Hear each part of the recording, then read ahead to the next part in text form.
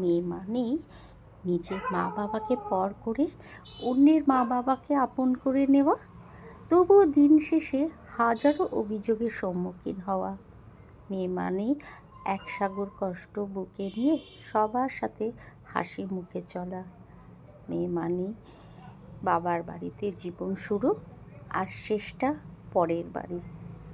মেয়ে মানেই সারা জীবন মেনে চলা।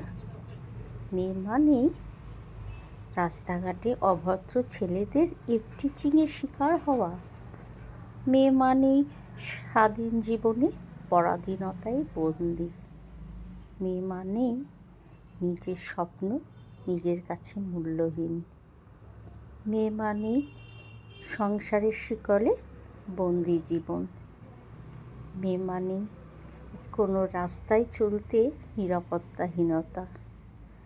মেয়ে মানেই নির্যাতন, জুলুম, অত্যাচারের শিকার হয়ে লজ্জার ভয়ে মুখ লুকিয়ে থাকা। মেয়েদের জন্য সবথেকে বড় স্কুল হলো শ্বশুরবাড়ি, যেখানে শিক্ষকের অভাব নেই এবং শিক্ষারও কোনো অভাব নেই। বাড়ির বউ তখনই লক্ষ্মী হয় যখন সে চোখ থাকতে অন্ধ আর মুখ থাকতে বোবা হয়। একটি মেয়ের জীবনের সবচেয়ে বড় উপহার হচ্ছে একজন আদর্শবান স্বামী, যেটা সব মেয়ের কপালে জোটে না। একটা মেয়ের জীবন বিষের মতো হওয়ার একটাই কারণ, খারাপ স্বামী। আর একটা মেয়ের জীবন সুন্দর হওয়ার জন্য একটা ভালো স্বামী যথেষ্ট। একটা মেয়েকে বিয়ের আগে মা বলে, বিয়ের পর যা ইচ্ছে করিস, এখন না। বিয়ের পর শ্বশুরবাড়ির লোকেরা বলে, বিয়ের আগে যা করেছো এখন তার সব বন্ধ।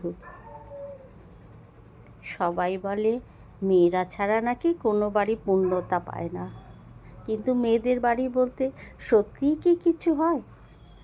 নিজের বাড়িটাও তো একদিন বাপের বাড়ি বা ভাইয়ের বাড়ি, আর আবার আরেকবার শ্বশুর বাড়ি, স্বামীর বাড়ি, ছেলের বাড়ি বলে পরিচিত পায়।